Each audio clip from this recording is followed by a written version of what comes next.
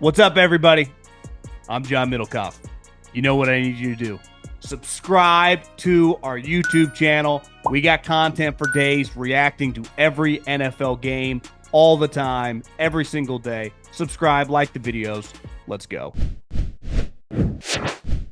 Okay, let's dive into a little thing we like to call the Middlekauff Mailbag. At John Middlekauff is the Instagram. Fire in those DMs. Get on the show. Again, mailbag, just my name, at John Middlekauff. Fire in those DMs. Get your questions answered here. Let's start with Garrett. Question for the bag. I'm a Cowboy fan that understands how much of a disaster our team is right now.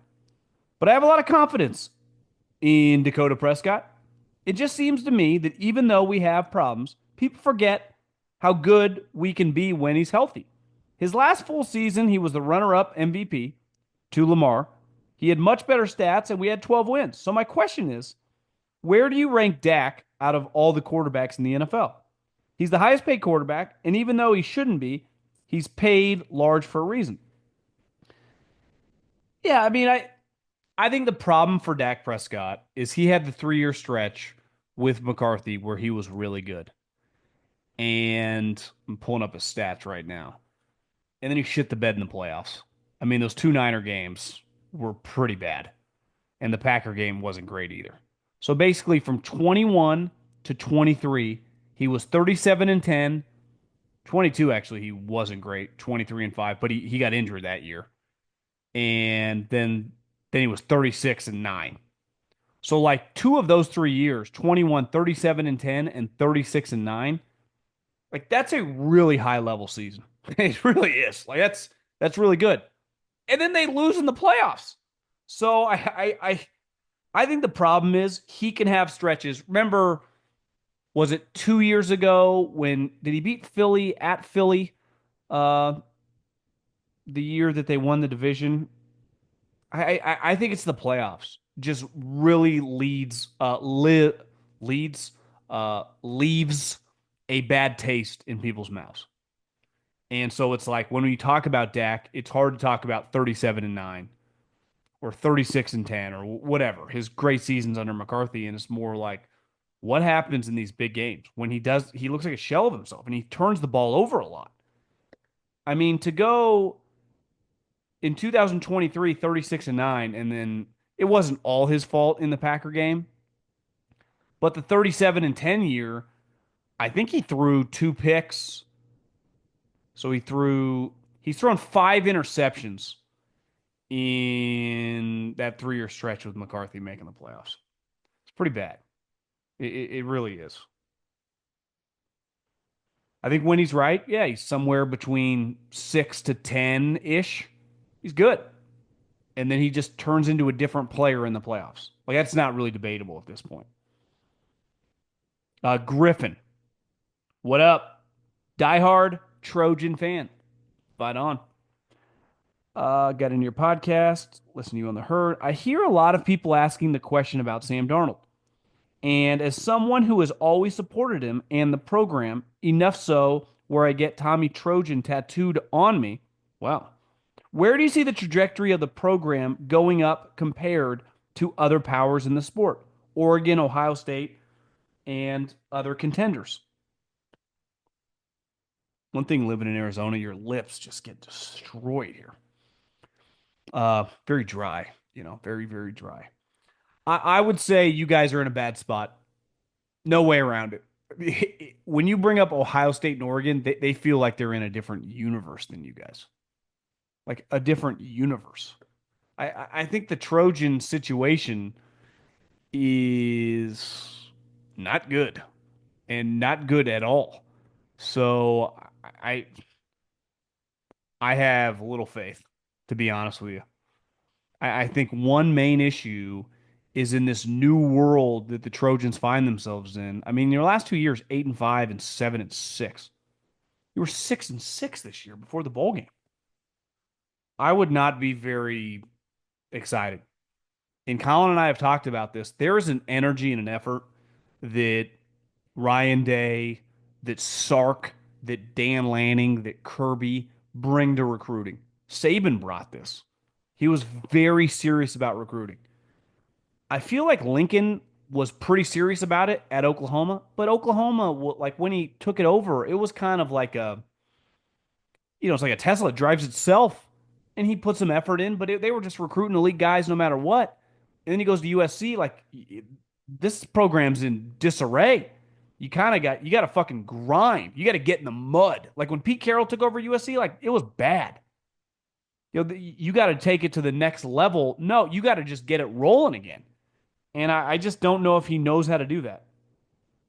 So I'm not very confident. I'm really not. And that conference, Oregon's rolling. Ohio State's a juggernaut. Michigan, that's going to be their worst team in years moving forward. Penn State is loaded. So at the high end of the conference, it's just so good. Let me look up USC 2025 schedule. The hard part is even if I, give you like win, win, win, you guys lost a lot of games that most people would have said that. This is such a joke. And I'm not blaming USC, but to open up against Missouri State, their first two games, Missouri State and Georgia Southern. I mean, give me a break. This is where college football needs someone to step in. Purdue, Michigan State, at Illinois, Michigan, at Notre Dame, at Nebraska, Iowa, Oregon, UCLA. I would say 9-3 feels like a pretty good year. Disgruntled Cowboy fan. My question is, should the Cowboys move off Parsons and stock up on draft capital to strengthen their weakness levels of personnel? Would think you could get at least one first round pick and some later round pick. No. You would get multiple first round picks. If you trade Micah Parsons, the minimum you would get would be two ones and a two. Anyone that doesn't want that, you hang up. Micah Parsons nets you two ones and a two. How old is Micah Parsons? 25 years old? Micah Parsons is 25 years old. He is 100%, I would say, 13 sacks, 13 sacks, 14 sacks, 12 sacks. I mean, he's just an elite pass rusher. He's just a really good player. I mean, I think he's two ones and a two. I think that's what you're getting. So, I wouldn't be in the business of trading Micah Parsons like players. I mean, the whole reason you draft is to land guys like him. And looking back, you got pretty lucky that a guy like him, because, the COVID year, he sat out and fell, out of the top 10. What was he? 11th pick, I think. Micah Parsons was the 12th pick in the draft. And now it's like, who's his comp? Abdul Carter. Like his comp is Micah Parsons. A lot of similarities. Penn State, 11, bend the edge. It's like, where's Abdul Carter going to go? One. It's like number one overall. Like I think clearly if you redid the Micah Parsons is the top two or three draft pick if he's playing. And I know he was like off the ball a little bit, but still. I would say if you trade Micah Parsons, like I wouldn't even entertain it if two ones, a two, and a player would be like my minimum. I think Zach Martin I just saw retired, so two ones, a two, and maybe a guard. Absolutely love the pod. Have a question for the mailbag. Do you think we'll ever see more crossovers between GMs of different sports? Am I thinking back to last year when the Commanders hired Warriors GM Bob Myers to help lead their head coaching search? And even back a few years ago, Mickey Loomis ran the Saints and the Hornets. Going off of that question, how long do you think it would take a good NBA GM to become a good NFL GM? Well, Bob just helped. One thing a good NBA, a good GM in general, they can evaluate people, whether that's a player, whether that's a coach, whether that's an executive, whether that's a scouting director. Like they're just around those people all the time. So, like Bob Myers, he's a people guy. Bob Myers was an agent, right? Bob Myers represented like Andre Iguodala. I mean, he was representing players. So he knows how to negotiate and he knows people. Now, you do have to have some idea of football players and football value. So it would take a long time. Like there's not a player in the NFL, I would say every single starter, like Howie Roseman or John Lynch or Les Snead or John Spytek or Jason Light, could tell you something about, like a lot about. So it's like you develop this war chest of information that would be really hard to accumulate. Uh, the relationships with agents you could develop relatively quickly, but the contracts are a lot different. Dealing with players are a lot different. I actually don't think there are that many similarities. My buddy Ethan Strauss, who runs one of the best Substacks in all of sports, sometimes I'll just call him, pick his brain. He's got good ideas, and like he's tied into the NBA world, and he knows a bunch of GMs, including Bob. He's like, all these GMs are miserable. Like it's not a fun job because basically the role is just completely different. What like how much roster tweaking do you really do? In the NFL, like you have massive turnover year to year. Massive. So I would imagine baseball and basketball GMs would have an easier time than it would like if Bob Myers just became the GM. Like if let's say Washington had just hired Bob Myers, like I don't think he could do the job. I think he could attempt to build around, but like a huge part of the job is like setting boards. Now you could argue he could just hire the best quote unquote like scout and make him his pro personnel department, but then that guy would essentially be picking the players. The one thing with Howie is like Howie not only watches tape, like he just knows players pretty well. Like how could Bob? Not that Bob would even want to, but I think it would be difficult. Who's scoring big in the NBA this season? You are. With the all new ways to get in on the action at DraftKings Sportsbook, an official sports betting partner of the NBA. From dunks to assists to rebounds, get behind your favorite player and the prop bets you can make on DraftKings, the home of NBA player props. Ready to place your first bet? Try betting on something simple, like picking how many points your favorite player will have. Go to DraftKings Sportsbook and make your first pick.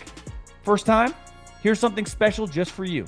New DraftKings customers bet $5 to get $150 in bonus bets instantly. Take it to the rack with DraftKings Sportsbook. Every point counts. Download the DraftKings Sportsbook app and use the code JOHN, that's code JOHN, for new customers to get $150 in bonus bets when you bet just $5. Only on DraftKings. The crown is yours. Lifelong Steeler fan. At this point, I know better than to expect Pittsburgh to do anything exciting in the offseason. I've suggested blowing the whole thing up and seeing what we get for Watt, Micah, and Pickens. It's been a full 3 years since Roethlisberger retired, and we still have done nothing to find a long-term answer at quarterback. With possibly both Wilson and Fields gone, and some recent reports linking the Steelers as a potential landing spot to Kirk Cousins, Daniel Jones, or 41-year-old Aaron fucking Rodgers. I added the F word in there. Sorry, kids. It's just more of the same patchwork roster building year after year. Am I too extreme? I don't think you are, man. It just I guess you could catch lightning in a bottle on Rodgers. Like to me, Cousins makes no sense. He can't move. Cousins can't move. I would not mess with Kirk Cousins. Rodgers, in theory, makes some sense, but like he does not want to get hit. He wants no part of contact. I don't blame him. Tom Brady, the last couple years, didn't want to get sacked. They're in their 40s. They're super rich. They still feel and look good. Like you don't want to take these huge hits from Micah Parsons. I mean, you don't want Jalen Carter slamming you into the ground. Totally get it. Well, when I think the AFC North, like you get hit, and you get hit pretty hard. So, like the younger version of Rodgers, no doubt about it. This version, I don't know. So I think you're screwed. But I'm done saying like I think Tomlin and the Steelers should just get a healthy divorce and start dating other people. You get a new coach, Tomlin, you coach someone else. I'm done saying that because it's never going to happen. So it's like pointless exercise. And like you said, should they do it? Yeah. Are they going to? No chance. They're going to keep doing the same thing. Like, see, 9 games. Well, yeah, we get it. You're a well-run business. You are never going to suck. No one thinks you are ever going to win, be the Jags. You're never going to draft 3rd overall. We understand that. Though, Like you said, it'd be healthy if you did 1 year. I feel like I'm like many other people. I love playing golf. Maybe go once a week during the summer. I'm 23, gotta work. I feel you, dog. But hate watching it on television. I'd love a weekly segment on good bets, bets you're making to get me interested. Maybe a season long record on how you've done predicting things. Try to include that into the golfing. We try to include golf gambling. I dabbled a little bit on the Mexico Open this week. Based on your personal experience and what you've heard through your connections in the league, can you give us a bit more insight of what we normally hear that happens behind the scenes in the offseason, particularly the draft, the combine, free agency, etc.? Second part, do you think there's any reason why it seems somewhat often players leave their team to join someone in the division? I'm sure every signing has layers and reasonings, but just curious if you had any thoughts. Uh, on the first part, I think we'll dive into that at each stop along, try to kind of look inside the combine, the draft, the free agency, try to give like, the inner workings of how these things work. I mean, there are a lot of layers. If you want me to like break down like how teams meet and go over the board, set the board, free agency, we'll discuss a little bit of that next week probably. And your second question, money. I mean, it's just the almighty dollar. Uh, it has always and probably will always, unless we just go to digital currency and it just becomes Bitcoin, which essentially would be the same thing. People do things for more money. It's why people leave jobs. It's why people move. It's why people, I remember thinking when I was looking to buy a house and everyone's like, well, it's just the interest rates are too high. You can't buy. It's like, and I remember I had a buddy that had been in business a long time. He's like, John, things always change. People die, people have kids, they need to upgrade, people change jobs. There are circumstances in humans' lives that change no matter what. Just because you have a 4% interest loan, I'm never leaving. Well, all of a sudden you have one kid and then your next kid is twins and you like, well, we don't have a big enough house. You don't have a choice, right? Or maybe you or your wife get a job offer for triple the money and you leave. So all of a sudden, it's like, we're never moving. All of a sudden, that house is on the market. So I think things change really quickly when more money is involved. Now, sometimes you make a decision not based on money, and sometimes you make a decision based on your family, where you're comfortable. But in NFL free agency, the only reason to leave a team if you like your spot is because that other team is offering you way more money. And in football, where your career can end literally any moment, it's really, really hard to not take the most money possible. So I think that's why it happens. Question for the mailbag. You mentioned recently you were somewhat neighbors with Dontrell Willis. Was an existing connection through the sports business, or did you one day see him around? Definitely a cool story. I He liked something one time on Instagram, probably like a year ago, maybe something me and Colin did. Then I followed him. He followed me. We DM back and forth, and a mutual buddy that is a member at the country club where Dontrell is, that works out at the gym that I go to, Jeff, who's listened to the podcast. Actually, I haven't talked to Jeff in a little while. Is he's good buddies with him, and I told him like, hey, I want to play golf with him. He gave him his number, and I hit him up. I haven't texted him in a while. I need to do that. I think Dontrell's daughter plays soccer at Colorado. Shocker, he's got good genetics. Athlete. So yeah, I gotta try to make that happen here. Maybe after the wedding, play some golf on camera with him. I think he's a pretty good player. It's crazy. I mean, there are just a lot of athletes that live in my general area. I mean, in Scottsdale in general, but a lot of them, baseball players and hockey players. A lot of them here. A lot of them here. Baseball players, because so many come for spring training, right? If you play, I mean, half the league comes here for spring training, and a lot of them buy houses here, and when they retire, they just live here. And obviously, golfers as well.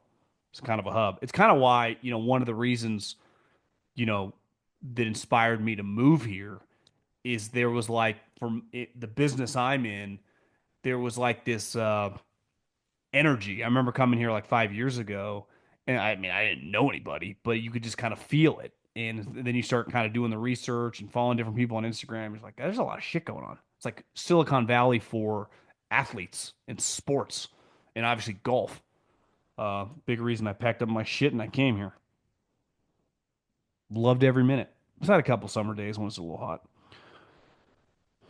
What are your expectations for the New England Patriots? I have a lot of respect for Vrabel as a coach, and I thought May showed a lot of potential in his first year. I think they could be a uh, playoff competitors right away because of the coach and quarterback. Do you agree, or you think 9, 10 wins is too ambitious? Well, whatever what they win this year, where are they drafting? Third or fourth, fifth? I mean, fourth maybe. Obviously, your season last year was a joke. I mean, it was probably most unwatchable team in the NFL. You had moments when Drake May was playing pretty well, but I would say the Jacoby Brissett time when he was playing unwatchable, and there were games with Drake May was like this is bad. Uh, so if I just go, I believe in Vrabel, I think you can be really competitive next year. 8 to 10 wins, not unrealistic. Now, who is on the team? Right? Like, what's your offensive line? Who are your skill guys? Does the defense dramatically improve? Who do you draft? I mean, let's face it, these next couple months are pretty big for the Patriots. You are going to have, I don't know, 6, 7, I would imagine, like impact guys, and definitely guys you pay some money, guys you draft high. Who are they?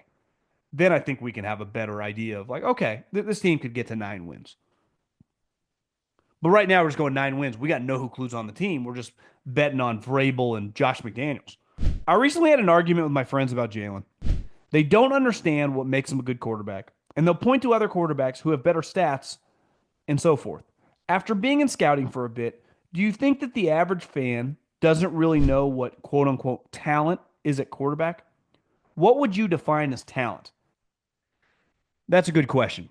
I think a lot of times talent is not like how many touchdown passes do you throw. It's more like, well, how big are you? How strong are you? How fast are you? How strong is your arm? Right? Like Josh Allen has a insane amount of talent, right? Lamar Jackson has an insane amount of talent. RG3 before his leg snapped or whatever. Crazy amount of talent. Michael Vick, insane amount of talent. I think Jalen is talented because he's a really good athlete. He throws a good deep ball, but he doesn't have a great arm. Uh, it's weird. He's a good runner, but he's not like like a twitchy fast. Lamar and Kyler are much more explosive. There's like they're changing direct. Jalen's just a smooth runner. I would say he's a talented player. Obviously, you're in the NFL, but like he was a second round player for a reason, right? I mean, I wouldn't say he has elite, immense talent relative to the elite guys, right? Mahomes, very crazy arm, excellent thrower on the run, right? Can make crazy throws at every level, over the middle, outside. Like Jalen's a great deep ball thrower, but he's not great over the middle. He's accurate. One talent that he has that is like, I don't know if it's all God given, but he clearly works at it in the weight room. Like that strength that he possesses is pretty special. A longtime listener. Cannot stress how big of a fan I am of you. I usually agree with 90% of the things you say. However, Aaron Rodgers to Amazon as a play-by-play guy is your worst take by far. Herb Street is the best play-by-play guy in the world at the moment. He does the biggest college game every week, and he does an NFL game that has 20 million viewers each week. He's smart, he's professional, he's likable, and advertisers love him. Economically speaking, it would be suicide to hire Rodgers. He attacked Big Pharma, who's let's be real, runs the world. I don't think we have to be real. I mean, they got a lot of fucking juice. We're one of the only countries that let them advertise on television, and they make a shitload of money. Advertisers would not run to Amazon to back a product run by Rodgers. He's extremely controversial. Nobody knows what is going to come out of his mouth. Aaron Rodgers, while not great, is still a top 20 quarterback in the world. He would be an upgrade for a bunch of teams. Blah blah. Okay, let's hit each one. Herb Street is not the best play-by-play guy in the world. He is the best college guy. Totally agree with you. Professional, likable, great for advertisers, but like he's not great on the NFL. And 20 million people, like you or I, could call the Amazon game.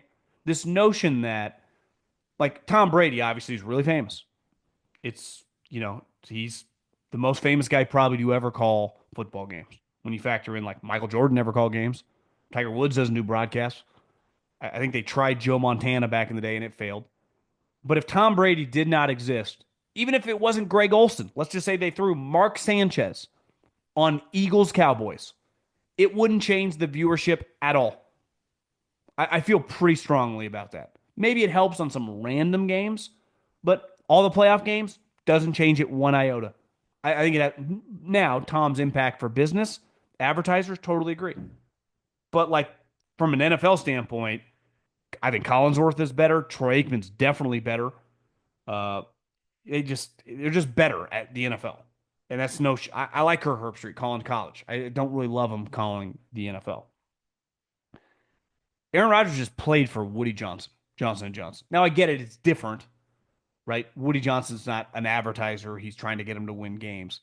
I honestly don't think it really matters. Amazon's in the business. You're looking at it like from a broadcast television standpoint. Amazon's in the business of getting you to sign up for Amazon Prime and you to spend money on what I would say is the most impressive website in the history of America.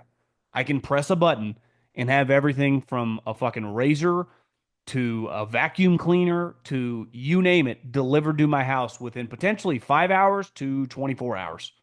It is incredible how dominant they are. I I haven't liked going to the store in a decade. Now, why would you go to the store besides getting a couple things?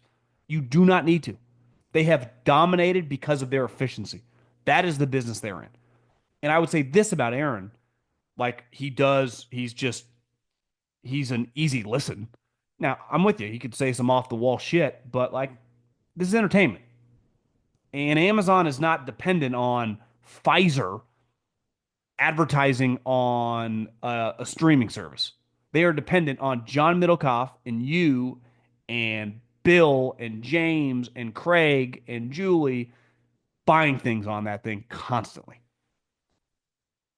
So I think it's less. I would agree on Fox. Yeah, it could be a problem if he said something and an advertiser left. It would not be good. That's not really the business Amazon's in. Are you going to stop using Amazon? What are you going to do? You want to walk your ass to Target and go sit in fucking line with 7 million people in that thing on a Tuesday afternoon? Well, I'm going to press a button to have it delivered to my the front of my house as I eat a sandwich. But I hear you. And maybe he wouldn't be good. I mean, but like I said, I don't think it necessarily matters because I don't think Tom Brady's any good, and the same amount of people watch. Couple more questions. Diehard Green Bay Packer fan, and I wanted to know your thoughts. Honestly, I want more controversial people on television. I want more people. Like sometimes you watch these games, and this is why like Aikman, like Gruden was like this bad, and they'll just say some Romo. Like, I just appreciate every once in a while saying some off the wall shit. Like I'm trying to be entertained. Some of these guys say nothing. It's like I can't tell you how many texts I get from buddies in the NFL, scouting buddies that are around, like watching games. Like this guy doesn't even know what he's talking about. It's awful. It's just bad. And I don't mean just controversial to say something off the wall to say something off the wall, but have some balls. Like have some fucking stones to say like that was awful. And Aikman's one of the rare guys who will be critical of things that happen that we're all watching and thinking. Everyone else is like a love fest. I mean, let's face it, you couldn't pay Tom Brady to be really critical. And I know he's not really allowed to, but even if he was, I don't think he would be. That's just kind of what the consumer wants. And at least Rodgers potentially might say some crazy things about like, yeah, that was stupid. He might rip some coaches. That's all I want. You don't even need to rip the players. Like, guys fumble, guys throw a pick. Can you rip some coaches? Because we're all doing it. Man, it's a business we're in. All the fans. None of these guys do it. It's like, I love the offensive coordinator. I've known him for decades. Great guy. Yeah, he's a terrible play caller. Again, probably not going to happen. So, moot point. Uh, Packer fan, honestly, done. Wide receivers. Packer fans, you guys are living pretty good. Your team's good. Your wide receiver room, yeah, it drives you a little nuts. Still really talented. I know we got an ACL injury and a concussion problem. You guys will be fine. Like your problems compared to the Steeler problems, like two historic franchises, both consistently win. You guys feel like you are much closer to competing for Super Bowls than they are. You guys are gonna be okay. I promise. Packer fans, you're gonna be okay. If the Packers were a stock, I think technically they are the way they're invested in with the fans, but you know what I mean. Like if I could buy them on the Nasdaq or the S&P, I would purchase Packer stock. They would actually have been one of the more lucrative stocks the last like 30 years. Every year it kind of works. Okay, last question. The earliest I can remember listening to the show was when I was a sophomore at UGA in 2018. I appreciate it. I'm a huge Falcons fan. Well, you're obviously from Georgia. Go Dogs. It drives me absolutely crazy that they seem to refuse to build the defensive line, even though that's been a glaring problem for my entire life. I was wondering why you think teams refuse to build from the lines out. And what do you think their main issue is? It doesn't seem like blank is some crazy meddling owner or an idiot, and I can't figure out why they can't figure it out. Also, I understand they're a dogshit franchise in general, but recently they've been pretty close to making the playoffs, but they keep putting themselves in cap hell, hiring mediocre coaches and old players. They went through that stretch. I think last year with the Penix Cousins thing is one of the more head scratching moves in recent memory. And to me, it just shows how, from an organizational standpoint, no one's on the same page. Like one of the big advantages the the Super Bowl teams, the Eagles and the Chiefs have is like, and listen, and even how he defended Sirianni, he's like, I work really closely with this guy for the last 4 years. Like there is a pretty strategic Jeffrey Lurie, Howie, whoever the coach is, like philosophical belief. Andy Reid, Veach, hand in hand. The Ravens, Harbaugh, DaCosta, Ozzie, whoever, like big time, like one vision. The Buffalo, right? Kyle Shanahan and John Lynch work really close. Les Snead, Sean McVay. Feels like, is there any cohesion? The Cousins Michael Penix thing was laughable. Now, thank God they drafted. Like I was never against drafting Penix, but they never should have signed Cousins. They should have used that money to sign a couple defensive linemen.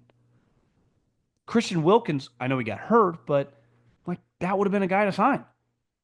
So I think it just gets back to,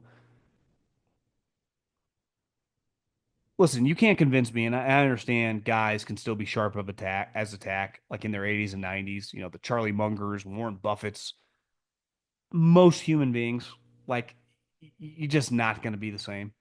And you can't convince me that the owner's age, uh, the amount of money they've made, that it just doesn't feel like their standard is quite as high. I mean, the guy put himself in the Falcons Hall of Fame last year. Like, honestly, I thought that was a pretty embarrassing moment, especially in a season where you just pay a quarterback off an Achilles 100 million, you got to bench him by the end of the season. I would sell stock in the Atlanta Falcons. I bet against it from the jump last year. Now I picked the Saints instead of the Bucks, but my whole point was everyone is picking this team. How, in what world? The other thing is like being a good defensive coordinator when Sean McVay's your head coach does not mean that you're going to be a good head coach. Brandon Staley, Raheem Morris, it does not mean that you're going to be a good head coach. Now, Raheem seems infinitely more likable, down to earth, and a normal human than Brandon Staley. So if I had to pick one of the two, I would take Raheem Morris. But like when you work for Sean McVay, they draft well, they have good players, and they're just a well-run operation. So it's like that doesn't just equate to you kicking ass and taking names when you leave them. It's really difficult. So I guess that's a long-winded way of saying I'm not trying to be Debbie Downer here, but I would not be very bullish on your guys' operation. Have a great weekend and enjoy yourself. Just have a smile, have a few cocktails. Maybe you're not drinking, get a good workout in, go for a walk, enjoy your loved ones. Talk to you soon. Peace.